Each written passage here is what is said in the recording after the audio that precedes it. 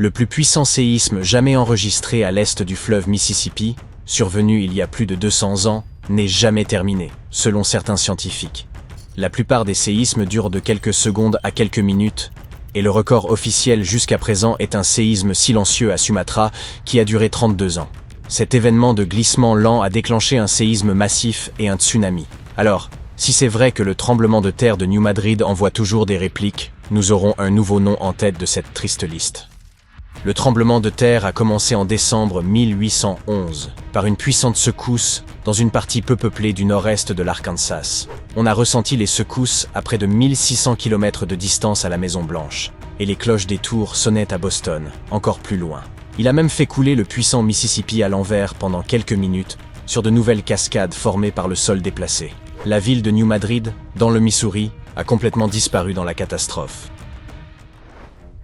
La Terre ne resterait pas immobile jusqu'à la fin de janvier de l'année suivante, lorsque les choses sont redevenues sérieuses.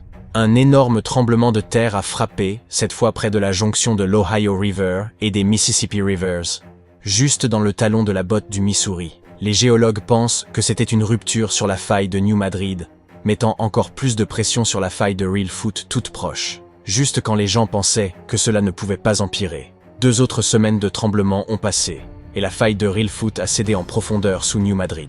Dans le Tennessee, environ 24 km au sud de New Madrid, le soulèvement du sol a créé le lac Reelfoot. Des bateaux à vapeur naviguaient le long de la rivière, avec des milliers d'arbres flottants et des hectares de bois déchiquetés par le séisme. À St. Louis, Missouri, qui est à 257 km de distance, les bâtiments ont été gravement endommagés et les cheminées sont tombées à Cincinnati, Ohio, à 644 km de distance. Les gens jusqu'à Montréal, Canada, à plus de 1600 km de distance, ont ressenti le tremblement de la Terre. Les sismologues ont enregistré environ 200 petits tremblements de terre dans la zone sismique de New Madrid chaque année depuis 1974. Certains chercheurs estiment que jusqu'à 30% de ceux-ci étaient des répliques de ces grands séismes survenus en 1811 et 1812. Dans certaines parties des États-Unis, où il n'y a pas beaucoup d'activité tectonique, ces répliques pourraient continuer à gronder pendant des années, peut-être même des siècles, après les grands séismes. Les répliques sont la façon dont la Terre libère toute cette tension accumulée à partir du séisme principal. Lorsque le sol tremble à cause du premier séisme, il exerce une tonne de pression sur les roches à proximité. Et quand ces roches ne peuvent plus supporter cette pression, elles se fissurent, causant encore plus de secousses, c'est la réplique. Elles peuvent être assez intenses, surtout juste après le séisme principal, mais elles s'affaiblissent avec le temps. Tous les scientifiques ne sont pas d'accord pour dire que les tremblements de terre contemporains ont un lien avec ceux d'il y a 200 ans. Nous associons principalement les failles à ces lignes où les plaques terrestres se rencontrent. Mais il existe un réseau entier de ces dernières juste sous le centre de la plaque nord-américaine. Ils sont comme des reliques datant de 750 millions d'années, quand l'Amérique du Nord faisait partie d'un supercontinent appelé Rodinia. Lorsque Rodinia a commencé à se disloquer, il a laissé derrière lui ses rifts, des points faibles de la croûte terrestre qui s'étendent en profondeur, sous le Midwest moderne. Cela pourrait expliquer l'activité sismique.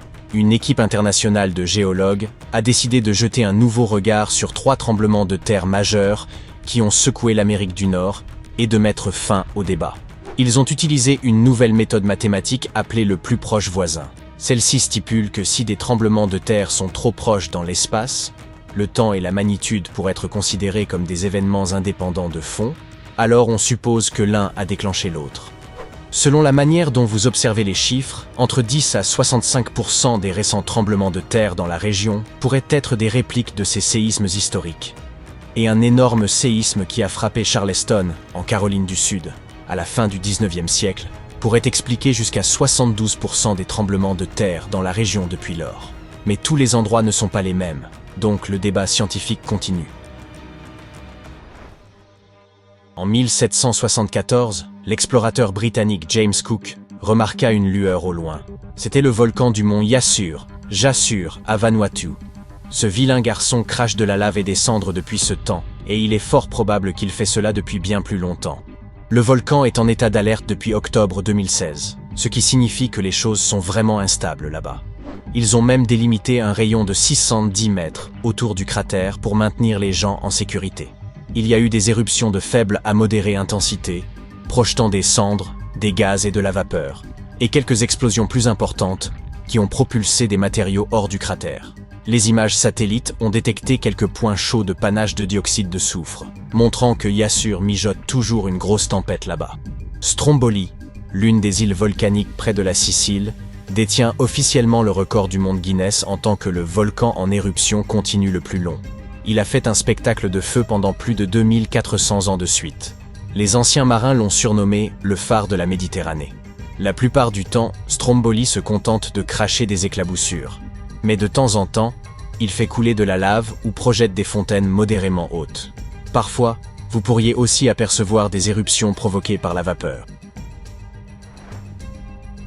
Il y a plus de 200 millions d'années, le monde a subi une transformation majeure, avec non pas une, non pas deux, mais 4 éruptions volcaniques massives qui ont changé la donne.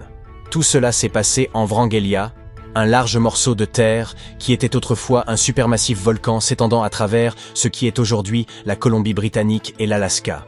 Cette activité volcanique aurait pu aider les dinosaures à passer de la taille d'un chaton à celle des géants que nous avons vus dans Jurassic Park.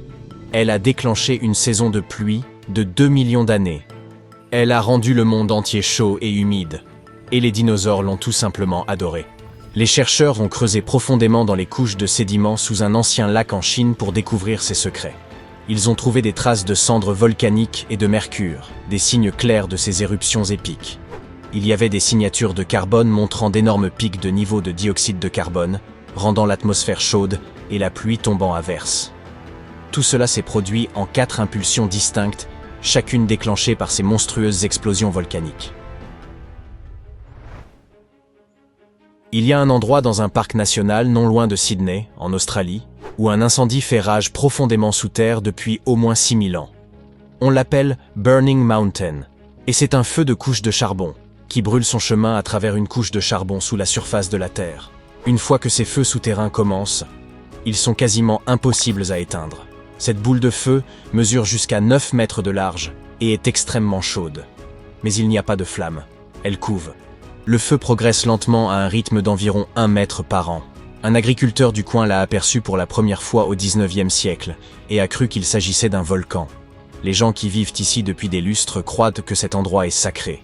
Ils l'ont utilisé pour cuisiner et fabriquer des outils, et racontent qu'il est né des larmes d'une veuve ou de la torche d'un héros. Mais les experts pensent qu'il pourrait s'agir d'un coup de foudre, ou du charbon qui chauffe comme un barbecue d'été à cause de l'interaction avec l'oxygène. Certains disent qu'il aurait pu brûler depuis avant l'époque où les dinosaures parcouraient la Terre. Personne ne sait exactement combien de temps cette montagne brûlera ou dans quelle direction elle se déplacera. En ce moment, le charbon a suffisamment d'oxygène pour brûler pendant des siècles, voire des millénaires, sans intervention humaine. Le feu chauffe la montagne comme un gigantesque four, la faisant se fissurer et s'effriter, invitant davantage d'oxygène à s'y nourrir. Même si les humains décident d'agir, ces incendies de veines de charbon nécessitent des camions d'eau et d'azote liquide pour les maîtriser. Il y a plusieurs années, des explorateurs ont remarqué que la braise s'approchait d'une falaise surplombant une petite rivière. Et selon ce que la veine de charbon décide de faire ensuite, nous pourrions voir des changements spectaculaires ici dans les décennies à venir. Il pourrait y avoir des flammes avec beaucoup plus de chaleur, où la veine de charbon pourrait s'enfoncer, s'éteindre et s'éteindre.